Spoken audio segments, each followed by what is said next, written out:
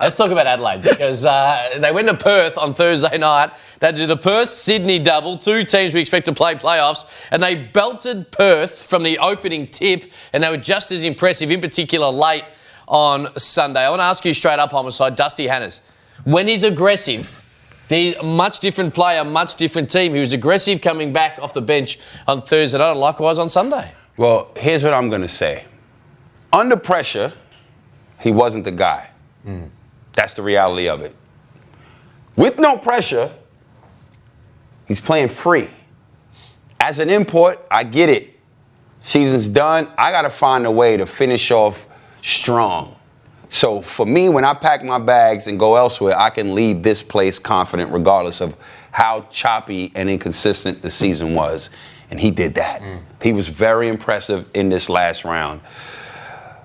What do we take out? I don't take nothing out of it. I don't take nothing else out of it. Out of what, for him or for the team? Yeah, or for him and the team. Both. But more the team for you. These are great signs. This is a great way to finish the season. You go to Perth, you beat Perth. You go to Sydney, you break their 13-game winning streak. And you credit CJ Bruton massively for this. You know, it's been a rough year, and he's kind of learning on the go here in his first season as an NBL head coach. But to have these guys still motivated, especially the veterans, Mitch McCarron, Sunday Dech, Daniel Johnson, these guys playing at this level to finish the season when it's all done and dusted, I think that's a real credit to this team and to those guys. So they're going to need to do a bit of an upheaval with the roster over the course of the off-season. Sure, not all of those guys are going to be there. Dusty Hannahs isn't going to be there. But nonetheless, this is the way you want to finish the season. I'd be more frustrated watching us play this way, knocking off these type of teams on the road.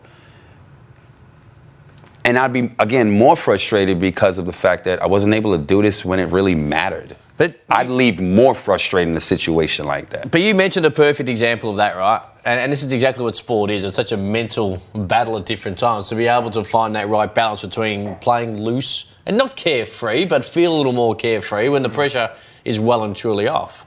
And that's what Adelaide were able to do. You can't do that in the first or second game of the year. As an athlete, you'd be able to tell me better than most. Like, it's not easy to play that particular way when it actually matters. Not to say that the games don't matter, but like clearly something is different because Adelaide can roll out and we got house money, we've got nothing to lose type thing. That's how they play. But in games 2, 3, 4, 5 of the year... You know what? You know what that comes down to? Tell me.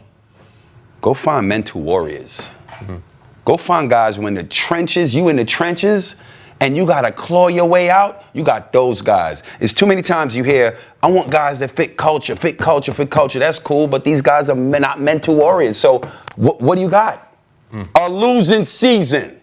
You keep that mentality, it's not going to change. Go find mental warriors. When they backs against the wall, they show you who they really are. Done. Hey, I agree with you. Josh Adams, Josh Majed, two good examples. They were 2 and 6. They were in the trenches at that point, and they fought their way through. But what would you prefer? Adelaide splinter and don't care down the stretch and play? You can have had a terrible season. I don't prefer They've none been of it. unsuccessful. It's frustrating either way. But it's still a good way to finish the year. Agreed. I also say this about Adelaide, and there's plenty of when expectations are high. But expectations were high based on Isaac Humphries playing, right? You guys my said your expectations. I didn't think they'd make the four, but I also didn't expect them to probably be where they are, right? Of course but not, had Isaac Humphries, and again, he has struggled at different times, Cam Bairstow, to put together full season. So there's always tinged with that uncertainty when you sign players like this. But you also, I'm a glass half full guy, had Isaac Humphries have played the whole year, it'd be a little bit, I don't think they'd be top 4, but I'd be a lot more confident about Adelaide going forward into the new season than I am, based on majority of the season, not just weekend, which was really good. But it also asks and begs the question, Corey, did Liam find him a little higher in the power rankings, of course, at Liam Santa, to fire any constructive criticism his way? Let's have a look. Have you moved him? I sure have. Oh, jeez. You nearly got him in the 4. Come on. Gee, this is like when they won the preseason tournament. Homicide made them, they'll make the playoffs now. And then 2 days later, they're gone. It's taken to the very end of the season for me to give Adelaide a little bit of love. But there they are. You beat Perth in Perth. You beat Sydney. Those are 2 big wins. Hottest team in the league. They were 2 big wins. In front of 10,000, both of those arenas, hostile environments, 13-game winning streak. Right now, that's the team playing at a really high level. True. At Liam Santa.